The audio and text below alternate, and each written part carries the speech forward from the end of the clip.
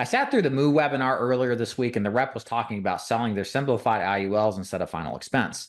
Same premium the IUL had, 20K more in death benefit. Is this something new since IULs have gained so much traction? Okay. So here's the problem. Reps usually don't understand what they're talking about. They just understand product. They're not agents, or actually they represent the company, not the agent. Which you would think, isn't there some sort of like, isn't there like, shouldn't it should be equal? It's not. The problem with IULs is that it's probably going to be tougher to get approvals because the underwriting's tighter.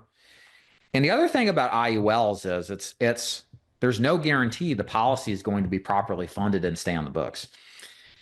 So if you're like some of you here, I'm 40. You guys have been in the game for 15 or 20 years selling insurance. Everybody here knows about universal life. And what happened in the 80s, you had the Primerica termites coming in and hustling term by term and sell the difference. Well, there was a big impetus to push universal life. And the way it was pitched was universal life is whole life insurance coverage at term prices. And what they did is they said, hey, you can buy whole life insurance equivalent permanent coverage at half the cost. And so people sold the crap out of not IULs, universal life, because it wasn't stuck to an index. It was stuck to just I think basically the Fed rates or something like that, the interest rates, prevailing interest rates. Well, what happened in the 90s with interest rates versus the 80s? Greenspan came in. Interest rates have been historically low for a considerable amount of time, which has been great for the housing market, right? Mortgage rates are lower. But what it hurt were these universal life plans that had illustrated rates that the design of the plan were assumed to have interest rates in the 5%, 6% range forever. And that's how it was expected to perform. But guess what happens? An illustration on a policy is an illusion. It's a best guess scenario. And usually sometimes guesses are terrible. And so what's happened to these people who were in their 40s when they took out these ULs, as they moved into their 60s and 70s, ULs, universal life plans, have costs of insurance that go up with the age of the client. They also accrue cash value. As the insurance interest rates lowered and as the cost of insurance increased, the costs were deducted from the cash value. A little bit here, a little bit there over time. The carriers knew this was happening. They would send these letters that were hard to read, and it was buried in there that your policy is probably going to lapse at a certain point.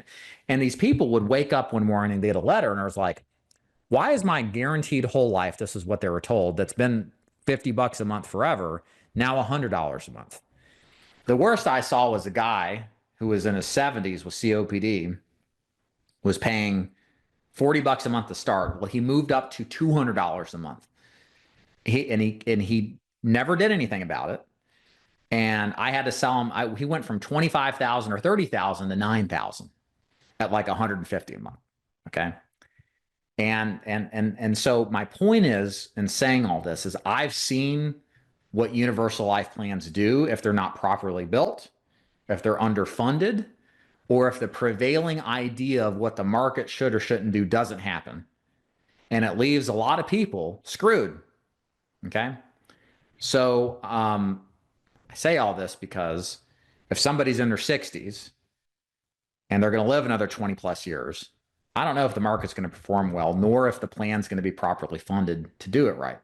Now, there are some stopgap measures in place with ULs that I think make less of what has happened likely to happen. But I just don't trust something that's not guaranteed. I think in insurance, we should sell according to the need.